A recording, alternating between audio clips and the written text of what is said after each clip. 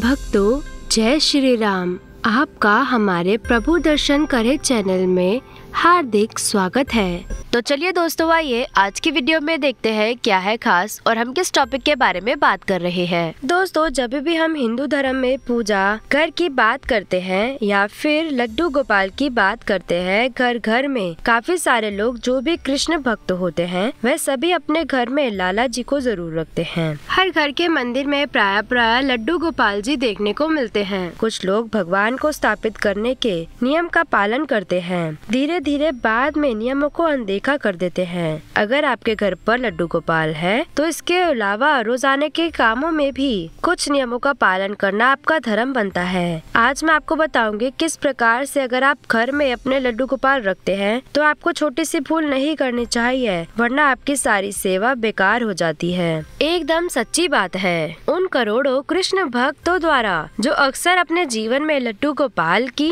नटखट शरारतों के प्रत्यक्ष अनुभव और दर्शनों का महासौभाग्य पाते हैं। जैसे कोई छोटा सा मासूम बच्चा हो और आप उसको पीट दे, फिर थोड़ी देर बाद आप उसे प्यार से बुलाएं तो वह आपकी मार को भूलकर आपके पास खिलखिलाते हुए चला आता है। उसी तरह से कोई बड़ा सा बड़ा पापी भी अगर अच्छा इंसान बनना चाहता है तो वो भी प्रेम से अगर लड्डू गोपाल को बार बार बुलाए तो लड्डू गोपाल ठुमक ठुमक करके हंसते हुए उसके पास पहुंच जाते हैं। हमारे शास्त्रों में लाड लड़ाने की बड़ी महिमा बताई गई है। कई लोग को पता नहीं होता है लाड लड़ाना किसको कहा जाता है। लाड लड़ाना वो तरीका है जिससे अनंत ब्रह्मांडों को जन्म देने वाला, पालने वाला और नष्ट करने वाला परम सत्ता आपके बंधन में बंध जाता है। अब ये आपके ऊपर है कि आप उन्हें किस रिश्ते में बांधना चाहते हैं। आप जिस भी रिश्ते से सबसे ज्यादा प्यार महसूस करते हैं, चाहे वह बेटा हो, भाई हो, भतीजा हो, भांजा हो, कोई भी रिश्ता हो, उसी रिश्ते से बिना किसी संकोच के बाल गोपाल को जोड़ें। फिर कुछ दिनों तक उस रिश्ते को नियम से निभाएं। आप चमत्कार देखें। कुछ दिन बाद भले ही आप उस रिश्ते को भूल जाएंगे, पर आपके लड्डू गोपाल नहीं भूलेंगे। आप देखेंगे, आपको महान आश्चर्य होगा कि अब रिश्ता लड्डू गोपाल आपसे निभाते हैं। दोस्तों, मैं जानती हूँ सुनने में थोड़ा सा अजीब लगेगा लाड लड़ाना, मैं यही गहरी मानसिकता होती है कि लड्डू गोपाल से हमारे या आपसे जो भी प्रेम आपने जोड़ा है, मन ही मन, अंदर ही अंदर आप वो रिश्ता निभाते रहे। और मन में अगर भावना करने में दिक्कत आ रही है तो आप चाहे तो कोई भी मूर्ति या किसी भी तस्वीर का सहारा ले सकते हैं। अगर मन में लड्डू गोपाल को खाना खिलाने में एकाग्रता नहीं हो रही है तो मूर्ति के सामने भोग लगाइए, दोनों में कोई अंतर नहीं है। इस प्रेम की सच्ची गाथा मैं आपको छोटी सी बताती हूँ, आपको सुनकर बहुत ही आश्चर्य होगा। एक बार की बात है, दो बूढ़ी औरतें थी, दो वृद्ध स्त्रियां थी, पास पास पड़ोसने थी। उन दोनों में बहुत ज्यादा दोस्ती थी। उन दोनों का संसार में कोई भी नहीं था, इसलिए एक दूसरे का साथ जरूर देती थी, एक दूसरे का हाथ बटाती थी। एक स्त्री उसमें से हिंदू थी और एक जैनी थी। जो हिंदू थी उसने अपने घर में लड्डू गोपाल को विराजमान किया हुआ था और हर दिन बड़े प्रेम से लड्डू गोपाल जी की सेवा करती थी। उनको स्नान कराती, धुले कपड़े पहनाती, दूध फल आदि भोग अर्पित करती, ये उसका नियम था। वो स्त्री लड्डू गोपाल के भोजन का विशेष ध्यान रखती थी। सर्दी हो, गर्मी हो, बरसात हो, हर मौसम के हिसाब से लड्डू गोपाल को खाने की चीजें, नए वस्त्र, खिलौने आदि बाहर जाती तो भी लेकर आती थी। लड्डू गोपाल से उनके मन में बहुत ज्यादा प्रेम था और हर समय सेवा भाव में लगी रहती थी। एक बार हिंदू वृद्धा 1 महीने के लिए तीर्थ यात्रा पर जा रही थी। दूसरी स्त्री को भी उन्होंने चलने के लिए बोला, किंतु वह अधिक वृद्ध थी, इसलिए उन्होंने मना कर दिया। अब कुछ दिन बाद वह हिंदू वृद्धा तीर्थ यात्रा के लिए निकल गई। उसके जाने से पहले वाली हिंदू स्त्री ने उनको लड्डू गोपाल की सारी सेवा समझाई और पूछा कि आप लड्डू गोपाल की सेवा कर लोगे क्या। जैन स्त्री ने हाँ बोल दिया और शुरू से वह बहुत उत्साहित थी कि उन्होंने लड्डू गोपाल की सेवा का अवसर प्राप्त किया। उसने बहुत प्रेम से लड्डू गोपाल जी की सेवा करी। भोजन कराने तक से लेकर रात तक के शयन तक सभी कार्य पूर्ण श्रद्धा के साथ किए और जैसे जैसे बताया था हिंदू स्त्री ने, वैसे वैसे उन्होंने किया। और वह अपने घर शयन के लिए चली गई। जब अगले दिन वह लौटी लड्डू गोपाल की सेवा के लिए, तो उसने लड्डू गोपाल को स्नान कराने की तैयारी की। और जब वह लड्डू गोपाल को स्नान कराने लगी तो उसने देखा कि लड्डू गोपाल के पाँव पीछे की ओर मुड़े हुए हैं। उसने कभी लड्डू गोपाल के पाँव नहीं देखे थे। जब भी देखा था उनको वस्त्रों में देखा था। अब वह ये नहीं जानती कि लड्डू गोपाल के पाँव है ही ऐसे, घुटनों के बल बैठे हुए। लड्डू गोपाल के पाँव पीछे की ओर देखकर वह डर गई। ये मेरे लड्डू गोपाल को क्या हो गया, इनके पाँव कैसे मुड़ गए? उसने उस हिंदू वृद्धा से सुन रखा था कि लड्डू गोपाल जीवंत होते हैं। उसे मन में विचार किया कि मैं इन पैरों की मालिश करूंगी, हो सकता है इनके पाँव ठीक हो जाएं। बस फिर क्या था, भक्ति भाव में डूबकर वह भोली भाली जैन वृद्धा महिला ने लड्डू गोपाल के पैरों की मालिश शुरू कर दी। इसके बाद वह नियम से रोज 5 बार उनके पैरों की मालिश करने लगी और उस भोली भाली वृद्धा की भक्ति देख करके, प्रेम देख करके ठाकुर जी का हृदय द्रवित हो उठा। भक्त वत्सल भगवान ने अपनी करुणा, अपना प्रेम उस वृद्धा पर उड़ेल दिया और एक दिन प्रातः उस जैन वृद्धा ने देखा कि लड्डू गोपाल के पाँव ठीक हो गए हैं। वह सीधे खड़े हो गए। यह देखकर वह बहुत खुश हुई और दूसरी स्त्री के आने की प्रतीक्षा करने लगी। कुछ दिन बाद दूसरी वाली स्त्री, जो हिंदू स्त्री थी, वह आ करके लड्डू गोपाल के उसने दर्शन किए तो डर गई और रोना शुरू कर दिया। अचंभित हो गई कि पूछा कि मेरे लड्डू गोपाल कहाँ गए। यह सुनकर जैन स्त्री ने उनको सारी बात बताई और यह बात सुन करके वो वृद्ध स्त्री सन्न रह गई और उनको लेकर के अपने घर गई। वहाँ जाकर उसने देखा कि लड्डू गोपाल मुस्कुरा रहे थे। वह लड्डू गोपाल के चरणों में गिर गई, बोली, हे गोपाल, आपकी लीला निराली है। मैंने इतने वर्षों तक आपकी सेवा करी किंतु आपको नहीं पहचान सकी। तब उस जैन वृद्धा से बोली कि तू धन्य है, तुझे नहीं मालूम कि हमारे लड्डू गोपाल के पाँव तो ऐसे ही हैं पीछे की तरफ, किंतु तेरी भक्ति ने लड्डू गोपाल के पाँव भी सीधे कर दिए। उस दिन के बाद उन दोनों स्त्रियों के मध्य प्रेम भाव और अधिक बढ़ गया और मिलकर लड्डू गोपाल की पूजा करने लगी। बात इतनी है कि जब तक दोनों जीवित रही, लड्डू गोपाल की सेवा करती रही। हम कितनी श्रद्धा से लड्डू गोपाल की पूजा करते हैं वो मैटर करता है। अंदर ही अंदर आप एक रिश्ता जोड़ करके लड्डू गोपाल से पुत्र की तरह, भाई की तरह, पिता की तरह, जो भी आप रिश्ता जोड़ना चाहे उसकी तरह जोड़ करके मन ही मन अंदर ही अंदर वह रिश्ता निभाइए। मन में भावना करने की दिक्कत आती है तो आप एक लड्डू गोपाल को लेकर के आइए, उनकी सेवा करिए। खेल खेल में कब लड्डू गोपाल आपके बन जाएंगे आपको पता भी नहीं चलेगा। कुछ लोग इन सबको अंधविश्वास, समय की बर्बादी कह सकते हैं, पर आपको पता भी नहीं चलेगा कि यदि बाल गोपाल चैतन्य महाप्रभु के गुरु माता के यहाँ पानी भरना, झाड़ू लगाना, खाना बनाना, बर्तन मांजने तक का काम करते थे, यही बाल गोपाल बूढ़े बल्लवाचारी जी को रोज सुबह हाथ पकड़कर बाथरूम कराने खेतों में लेकर जाते थे। और मैं और क्या कहूँ, बाल गोपाल की बातें। कभी किसी गरीब भक्त की लड़की की शादी के लिए चुपके से रुपए घर में रख गए, कभी किसी भक्त को दुश्मनों के जानलेवा हमलों से बचाया।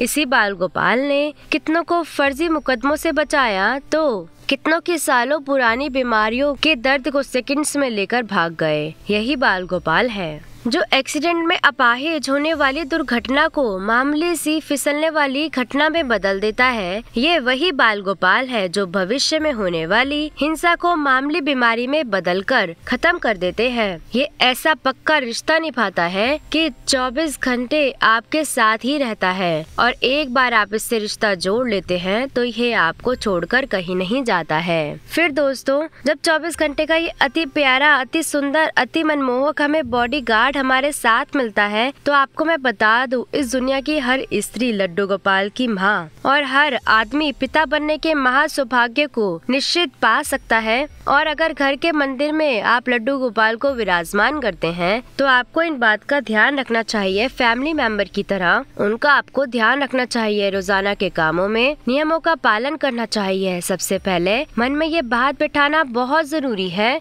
कि जिस भी घर में लड्डू गोपाल जी का प्रवेश हो जाता है वह घर लड्डू गोपाल जी का हो जाता है। इसलिए मेरा घर है इस भाव का मन में समाप्ति करें और लड्डू गोपाल जी का घर है इस भाव को अपने मन में सबसे पहले आपको घर करना चाहिए। दूसरी बात यह है कि लड्डू गोपाल जी अब आपके परिवार के सदस्य हैं। सच तो यह है परिवार अब लड्डू गोपाल जी का है, इसलिए लड्डू गोपाल जी को परिवार के सामान्य सदस्य का स्थान प्रदान करें और कोई ना कोई नाता, जैसे मैंने बोला भाई, पुत्र, मित्र, गुरु, कोई भी नाता हो, बेटा हो, आप जो भी बनाना चाहे आप उनको बनाएं। उसी प्रेम और निष्ठा से उस नाते को निभाएं। अपने लड्डू गोपाल जी को एक प्यारा सा नाम जरूर दें। कोई लड्डुआ कहता है, कोई कान्हा कहता है, कोई लाला कहता है, जो चाहा वो नाम आप दें, पर दे जरूर परिवार के सदस्य की। जैसे आप आवश्यकताएं पूरी करते हैं उसी तरह से एक लड्डू गोपाल जी का आपको हर समय आवश्यकताओं का ध्यान रखना चाहिए। कोई विशेष तामझाम नहीं करना है, आपको प्रेम और भाव के भूखे हैं, इसलिए जितना प्रेम हुआ आपके अंदर, जितना भाव आप अर्पित कर सकते हैं, बस वो उतना आपको करना है, वो आपके हो जाते हैं। किसी भी घर में प्रवेश के साथ ही लड्डू गोपाल जी के प्राण प्रतिष्ठा हो जाती है। कोई अलग से प्राण प्रतिष्ठा की आपको जरूरत नहीं होती है, इसलिए उनको मात्र प्रतिमा ना समझ के घर के एक सदस्य के रूप में उनके साथ व्यवहार करना चाहिए। उन्हें एक सुंदर सा आसन देना चाहिए। उनकी स्थापना आपको सुंदर से आसन पर करनी चाहिए। आसन लाल, पीले, केसरिया रंग का हो, बेल बूटों से, रत्नों से सजा हुआ हो, ये उनको बहुत ही प्रिय होता है। इसके बाद भगवान के चरण धोए। भगवान के चरणों को धोते हैं, उसको पाग कहते हैं। इसमें शुद्ध पानी भरकर फूलों की पंखुड़ियाँ आपको डालनी चाहिए। रोज उनको स्नान कराना चाहिए, जैसे हम रोज स्नान करते हैं, रोज उनको स्नान कराएं। प्रतिदिन सुबह सुबह प्रेम पूर्वक उनको जगाना चाहिए। जागो मोहन प्यारे, प्यार से भजन गाए, गीत गाए, जो आपको आता है, सिर्फ बोले लाला, उठ जाओ लाला। इस प्रकार से हाथ जोड़ करके लाला के आगे आप हाथों को फैला करके उनको जगाएं। आप देखेंगे कि आपका दिन कितना खूबसूरत होने वाला है। जब आप उनको स्नान कराएंगे, इसको हम स्नानिया कहते हैं, और उनको स्नान कराने के लिए प्रयोग में आने वाले जो द्रव्य होते हैं, पानी, दूध, इत्र और सुगंधित पदार्थ, इनको स्नानिया कहते हैं। स्नान कराने के समय आपको ये बात का ध्यान रखना चाहिए कि जिस तरह घर का कोई भी सदस्य सर्दी में गर्म पानी और गर्मी में ठंडे पानी से स्नान करता है, उसी प्रकार से लड्डू गोपाल जी के स्नान के लिए मौसम के अनुसार पानी का चयन करना चाहिए। स्नान के बाद प्रतिदिन धुले हुए स्वच्छ वस्त्र पहनाएं और ठीक उसी तरह से आपको ड्रेसअप भी करना है। जैसे ठंड में ऊनी वस्त्र पहनाते हैं, गर्मियों में आप सूती वस्त्र पहनते हैं, इसी प्रकार के वस्त्र उनको पहनाने चाहिए। सर्दी गर्मी से बचाव का प्रबंध करना चाहिए। गर्मी के लिए आप उनको कूलर लगा सकते हैं, पंखे रखें और मौसम के अनुसार वस्त्र पहनाएं। उनसे बातें करते रहे। जब आप उनका श्रृंगार आदि कर रहे हैं, लड्डू गोपाल से प्रेम पूर्वक बातें करें, उनके साथ खेलें। जिस प्रकार करके बाकी सदस्यों का भोजन कराते हैं, उसी प्रकार से आप उनको भोजन कराएं।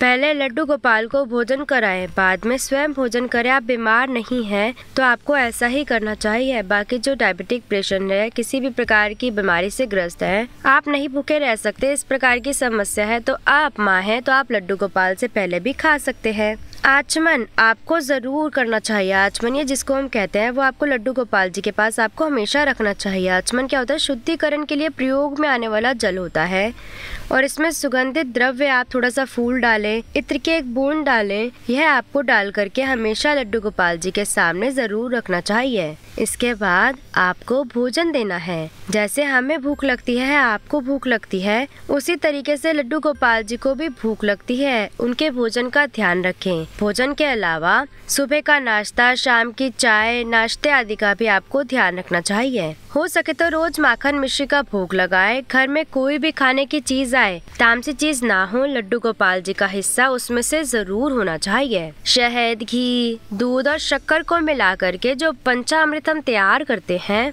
उससे शुद्ध बर्तन में भगवान को भोग लगाना चाहिए। रोज करने की आवश्यकता नहीं है, बीच बीच में कम से कम पूर्णिमा के दिन आप ये काम करें, एकादशी के दिन आप ये काम करें, ये बहुत ही लाभदायक होता है। जो भी आप बनाते हैं भगवान के लिए भोग, अगर आप अलग से बनाते हैं, जैसे जन्माष्टमी पे बनाते हैं, भोग में मिश्री, ताजी मिठाई, ताजे फल, लड्डू, खीर, तुलसी के पत्ते, ये तुलसी के पत्ते भगवान के भोग में आपको जरूर शामिल करने चाहिए। इसके बाद होता है अनुलेपन। पूजा में आप जो भी चीजें चढ़ाते हैं, दुर्वा, कुमकुम, चावल, अबीर, सुगंधित फूल, शुद्ध जल, धूप दीप आदि इन सभी चीजों को अनुलेपन कहा जाता है। इनसे आप लड्डू गोपाल का श्रृंगार करें। श्री कृष्ण की पूजा में सुगंधित और ताजे फूलों का बहुत महत्व होता है, इसलिए शुद्ध और ताजे फूल आपको जरूर प्रयोग करना चाहिए। बहुत सारे पेड़ों के अच्छे गोंद और अन्य सुगंधित पदार्थों से बनी धूप या अगरबत्ती भगवान श्री कृष्ण जी को बहुत प्रिय मानी जाती है और इसको आपको रोज जलाना चाहिए। चांदी हो, तांबा हो, मिट्टी हो, किसी भी चीज के बने हुए दिए में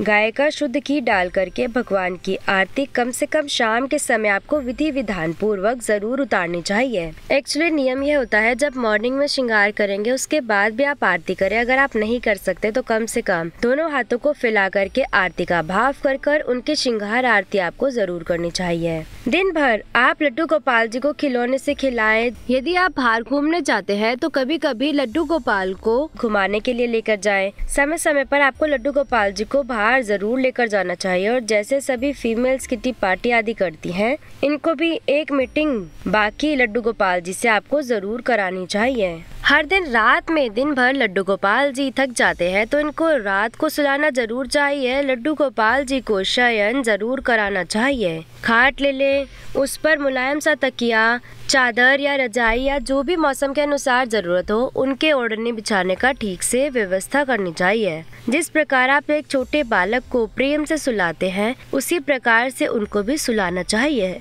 थपथपाए, उनको लोरी सुनाएं और हर जन्माष्टमी पर लड्डू गोपाल जी की पूजा धूमधाम से होती है। ये तो उनका बर्थडे होता है, लेकिन आप उनको जिस दिन घर लेकर के आए हैं, अगर वो डेट आपने लिखी हुई है या वो डेट आपको पता है जिस दिन लड्डू गोपाल जी ने आपके घर में प्रवेश किया था, तो उस तिथि को लड्डू गोपाल जी के जन्मदिन के रूप में बनाकर, जैसे बच्चे का जन्मदिन मनाते हैं, हर साल उस तिथि को उनका जन्मदिन जरूर मनाएं। बच्चों को घर पर बुलाएं, लड्डू गोपाल जी के साथ जन्मदिन मनाएं, झूला झुलाएं, बच्चों को खिलौने बांटें और जो भी आप करना चाहते हैं वो करें। जो भी आप अपने बच्चों के लिए श्रद्धा अनुसार करते हैं वो करें। यदि इन बातों का ध्यान दिया जाए तो आप देखेंगे लड्डू गोपाल जी बहुत जल्दी आपके घर में आपके मेंबर की तरह हो जाते हैं और आपके, जैसे मैंने आपको बताया, कि बॉडी गार्ड बन जाते हैं। आपके ऊपर कोई विपदा, कोई मुसीबत आपको छू नहीं सकती है। ध्यान रखिए, उनके पास हमेशा उनकी बांसुरी जरूर होनी चाहिए। उनके पास हो सके तो मोर का पंख, जैसे आप उनको मुकुट पहनाते हैं उसमें आपको मोर का पंख जरूर लगाना चाहिए। श्रीमद् भगवत गीता एक उनके पास हमेशा रखनी चाहिए, उसकी पूजा करनी चाहिए। और इस बात का ध्यान रखिए कि जिस कमरे में लड्डू गोपाल हो या उनका मंदिर हो तो उनका कमरा कभी भी बंद नहीं किया जाता है। इसीलिए उस कमरे को या जो भी जगह है उसको कभी भी आपको बंद नहीं करना चाहिए। अगर आप किसी काम से बाहर जा रहे हैं, आपको घबराना नहीं है कि लड्डू गोपाल घर पर बैठे हैं। उनको थोड़े से बंटे में या किसी चीज में थोड़ा भोग रख करके उनको पीछे से खाने के लिए बोल कर जाएं और अपने घर की चाबियां बाल गोपाल को सौंप कर जाएं। घर की जिम्मेदारी बाल गोपाल को सौंप कर जाएं। बाल गोपाल को रखने वालों को थोड़ा परहेज रखना चाहिए, तामसिक चीजों का त्याग करना चाहिए और रोजाना उनका स्नान, श्रृंगार, पूजा अर्चना, भोग आदि, शयन, ये सभी चीजें जैसे हम अपने बच्चे के लिए करते हैं वैसे आपको जरूर करनी चाहिए। शुरू में भक्त को भावना करनी पड़ती है। कुछ दिन बाद जब सही में आपको लड्डू गोपाल जी का एहसास होने लगेगा, उसके कुछ दिन बाद आपको अपने सपने में लड्डू गोपाल के दर्शन होने लगते हैं। फिर कुछ दिन बाद ऐसा महसूस होता है कि लड्डू गोपाल ने अपने छोटे छोटे मुलायम हाथों से आपको छुआ हो और उसके कुछ दिन बाद लड्डू गोपाल की विशेष कृपा हुई तो उनके अति दुर्लभ दर्शन भी होते हैं। ये एक ऐसा रिश्तेदार है जिसे आप थोड़ा भी समय अपना प्रेम पूर्वक दे दें, खेले कूदे और बदले में वह इतना कुछ देते हैं कि झोली छोटी पड़ जाती है। घर की गरीबी दूर करने के लिए, दुर्भाग्य की मुक्ति के लिए भगवान विष्णु जी उनके अवतार की पूजा हम करते हैं और उन्हीं में से श्री हरि की पूजा से देवी लक्ष्मी जी प्रसन्न होती है। विष्णु जी और उनके अवतार कौन कौन हुए? श्री राम जी, श्री कृष्ण जी। उनकी पूजा में एक बात का खास तौर पर आपको ध्यान रखना चाहिए। जब भी आप श्री कृष्ण की पूजा करें, मैं स्नान दान की बात नहीं कर रही हूँ, आप उनको अच्छे से स्नान कराएंगे। बाकी जब आप दर्शन करें भगवान के तो उनकी पीठ के दर्शन आपको कभी भी नहीं करने चाहिए। ऐसा माना जाता है इनकी पीठ पर अधर्म का वास होता है। पीठ के दर्शन न करने के संबंध में भगवान विष्णु के अवतार श्री कृष्ण भगवान जी की एक बहुत ही प्रचलित कथा है। जब श्री कृष्ण जी जरासंध से युद्ध कर रहे थे, तब जरासंध का एक साथी असुर काल यवन भी भगवान से युद्ध करने के लिए पहुंचा। काल्यवन श्री कृष्ण के सामने पहुंचकर उनको ललकारने लगा। तब श्री कृष्ण जी वहां से भाग निकले और रणभूमि से भागने की वजह से आपको पता होगा श्री कृष्ण भगवान जी का नाम रणछोड़ भी है। जब श्री कृष्ण भाग रहे थे तो काल यवन भी उनके पीछे पीछे भागने लगा और जैसे भगवान रणभूमि से भागे, काल यवन के पिछले जन्मों के पुण्य बहुत अधिक थे। श्री कृष्ण तब तक सजा नहीं देते थे तब तक कि पुण्य का बल श्रेष्ठ रहता है और कृष्ण जी की पीठ देखते हुए कालयवन भागने लगे। इससे उनका अधर्म बढ़ने लगा, क्योंकि भगवान की पीठ पर अधर्म का वास होता है। उनके दर्शन करने से अधर्म बढ़ता है। जब काल यवन के पुण्य का प्रभाव खत्म हो गया, तब श्री कृष्ण एक गुफा में चले गए। गुफा में जहाँ मुचुकंद नाम का एक राजा निद्र आसन में था। मुचुकंद को देवराज इंद्र का वरदान था, जो भी व्यक्ति राजा को नींद से जगाएगा, राजा की नजर पड़ते ही वह भस्म हो जाएगा। काल यवन ने मुचुकंद को श्री कृष्ण जी समझकर उठा दिया और राजा की नजर पड़ते ही राक्षस वहाँ भस्म हो गया। इसीलिए भगवान श्री हरि के पीठ के दर्शन निषेध हैं। इससे हमारे पुण्य कर्म का प्रभाव कम होता है और अधर्म बढ़ता है। हमेशा विष्णु भगवान के मुख की ओर से ही उनका दर्शन करना चाहिए। श्री हरि के पीठ के दर्शन करने से अधर्म बढ़ता है। विष्णु भगवान के मुख की ओर से ही उनका दर्शन करना चाहिए। श्री हरि के पीठ के दर्शन करने से अधर्म बढ़ जाता है और इस पाप से मुक्ति के लिए कठिन चंद्रायन व्रत करना पड़ता है। इस व्रत के कई नियम बताए जाते हैं, जैसे चंद्र घटता है उसी प्रकार से खान पान में कटौती करनी पड़ती है। अमावस्या के दिन निराहार रहना पड़ता है। अमावस्या के दिन जैसे जैसे चांद बढ़ेगा उसी तरह से खान पान में बढ़ोतरी होती है और पूर्णिमा के बाद यह व्रत पूर्ण होता है। ऐसा करने पर भक्त की आराधना से श्री हरि जी प्रसन्न होते हैं और सभी मनोकामनाओं को पूर्ण करते हैं। इसीलिए ट्राई करें, ऐसा व्रत करने की नौबत ही ना आने दें। आपको विष्णु भगवान के किसी भी प्रतिरूप की, चाहे वह लड्डू गोपाल हो, आपको कहीं लाला हो, कृष्ण हो, कहीं पर भी श्री राम जी हो या विष्णु भगवान का मंदिर हो, उनके पीठ के दर्शन ना करें। दोस्तों जोड़ लीजिए, ऐसे रिश्तेदार से रिश्ता।